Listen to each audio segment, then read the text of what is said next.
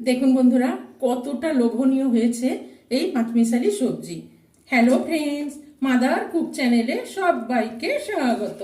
আজকে আমি আপনাদের সাথে শেয়ার করব নিরামিষ পাঁচমিশালি তরকারি। এই পাঁচমিশালি তরকারিটি দুপুরবেলা গরম ভাতের সাথেও যেমন ভালো লাগবে, আবার রুটির সাথেও ভালো লাগবে। তো এইভাবে একটু একটু করে বেঁচে যাওয়া সবজি থেকে এই পাঁচমিশালি সবজি বানিয়ে ফেলুন। তো দেখতে থাকুন। পাঁচমিশালি তরকারি করার জন্য এখানে আমি কি কি সবজি নিয়েছি। এখানে নিয়েছি একটা মিডিয়াম সাইজের মূলোটাকে আমি এরকম লম্বা করে কেটে রেখেছি। কিছুটা কুমড়ো নিয়েছি, কুমড়োটাকেও এভাবে কেটে রেখেছি। কিছুটা পেঁপে নিয়েছি, পেঁপেটাকেও এরকম পাতলা পাতলা করে কেটে রেখেছি। একটা ছোট সাইজের গাজরটাকেও এইভাবে কেটে রেখেছি।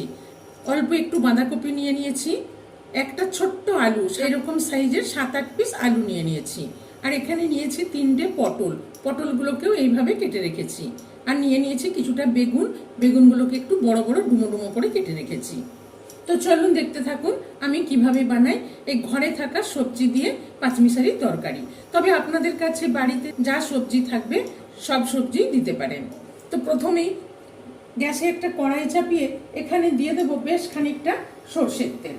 ও তরকারি পরিমাপে 4 টেবিল স্পুন সর্ষের তেল দিয়ে দিলাম। তেলটাকে ভালো করে গরম করে নিয়েছি। আর নিয়েছি হাফ চামচ মতো পাঁচফোড়নটা দিয়ে দিলাম। আর নিয়েছি 2টো শুকনো লঙ্কা ফাটিয়ে নিয়েছি, আর 2টো তেজপাতা ফাটিয়ে নিয়েছি। এবার ফোড়নটাকে একটু ভালো করে ভেজে নেব। ফোড়নটা দিয়ে খুব সুন্দর গন্ধ বেরিয়ে গেছে। এবার আমি এখানে প্রথমে দিয়ে দেবো মূলোটা। গ্যাসের ফ্লেমটা হাই করে রেখে প্রথমে মূলোটা একটু দিয়ে ভেজে নেব। মূলোটা তেলের মধ্যে দিলে তরকারির গন্ধটা খুব সুন্দর আসে। মূলোটা একটু তেলের মধ্যে নেড়ে নিয়ে এখানে এবার দিয়ে দেব কেটে রাখা 7-8 পিস আলুটা, আর দিয়ে দেবো পটলটা। আলু পটলটা দিয়েও একটু ভেজে নেব। আলু পটলটা দিয়েও একটু ভেজে নিলাম। এবার এখানে 1 চামচ মতো আদা গ্রেট করে রেখেছি, এই আদা গ্রেট করাটা দিয়ে দিলাম। আদা গ্রেট করাটা দিয়ে তেলের মধ্যে একটু ভেজে নেব। আদা গ্রেট করাটা দিয়ে ভালো করে ভেজে নিলাম। এবার আমি এখানে একে একে সবজিগুলো সব দিয়ে দেবো। পেঁপে, গাজর, বাঁধাকপি, কুমড়ো আর বেগুন। আর দিয়ে দেবো এখানে কতকগুলো চিড়ে রাখা কাঁচা লঙ্কা। এবার এখানে দিয়ে দেবো স্বাদ মতো লবণ, আর দিয়ে দেবো পরিমাণ মতো হলুদ। দিয়ে একটু সবজিগুলো সব নেড়ে মিশিয়ে নেব।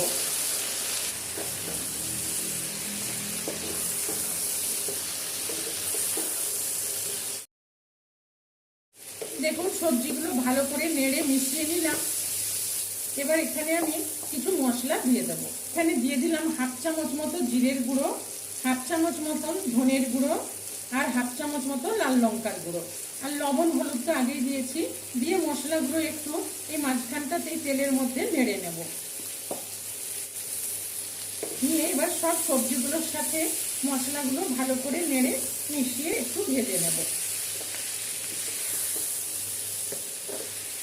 মশলাগুলো দিয়ে ভালো করে সবজিগুলো একটু কষিয়ে নিলাম। এবার গ্যাসের ফ্লেমটা লো টু মিডিয়ামে রেখে একটু ঢেকে দিলাম। আমি কিন্তু এই সবজিতে কোনো জল দেব না। সবজির থেকে যে জল বেরোবে তাতেই এই পাঁচমিশালি তরকারি সবজিগুলো সব সেদ্ধ হয়ে যাবে। আমি ঢেকে ঢেকে মাঝে মধ্যে নেড়ে নেড়ে সবজিটাকে সেদ্ধ করে নেব। এবার একবার ঢাকাটা খুলে দেখে নেব। দেখুন তরকারিটা মজে কতটা নরম হয়ে গেছে। আমি কিন্তু এক ফোঁটাও জল দিইনি এতে। সবজির থেকেই যে জল বেরিয়েছে তাতেই সবজিগুলো দেখুন নরম হয়ে গেছে। ভালো করে আস্তে করে নেড়ে নিলাম। নিয়ে এখানে এবার দিয়ে দেবো স্বাদ মতন 1 চামচ চিনি। নিরামিষ সবজিতে একটু চিনি না দিলে ভালো লাগবে না। 1 চামচ চিনি দিয়ে দিলাম। আরও স্বাদ মতো অল্প একটু লবণ দিয়ে দিলাম। দিয়ে ভালো করে একটু নেড়ে মিশিয়ে নেব। ভালো করে নেড়ে মিশিয়ে নিলাম। এবার আর একটু ঢেকে দিলাম। লবণ মিষ্টিটা দিয়ে নেড়ে একটু ঢেকে রেখেছিলাম। এবার আবার ঢাকাটা খুলে দেখে নেব। দেখুন কত সুন্দর সবজিগুলো মজে নরম হয়ে গেছে। সব সবজি সেদ্ধ হয়ে গেছে। দেখুন পেঁপে খুব সুন্দর সেদ্ধ হয়ে গেছে। এইভাবে এই পাঁচমিশালি সবজি রেসিপিটি ভালো লাগলে মাদার কুক চ্যানেলটিকে লাইক, শেয়ার এবং সাবস্ক্রাইব করার অনুরোধ রইল। পাশে থাকা বেল আইকনটা প্রেস করবেন। যখনই আমি নতুন কোনো ভিডিও আপলোড করব আপনাদের কাছে নোটিফিকেশান পৌঁছে যাবে। দেখুন খুব সুন্দর সবজিগুলো সেদ্ধ হয়ে গেছে, তরকারি রেডি। এবার উপর থেকে আমি একটু ধনেপাতা কুচনো দিয়ে দেবো, দিয়ে ধনেপাতাটা একটু ভালো করে মিশিয়ে নেব।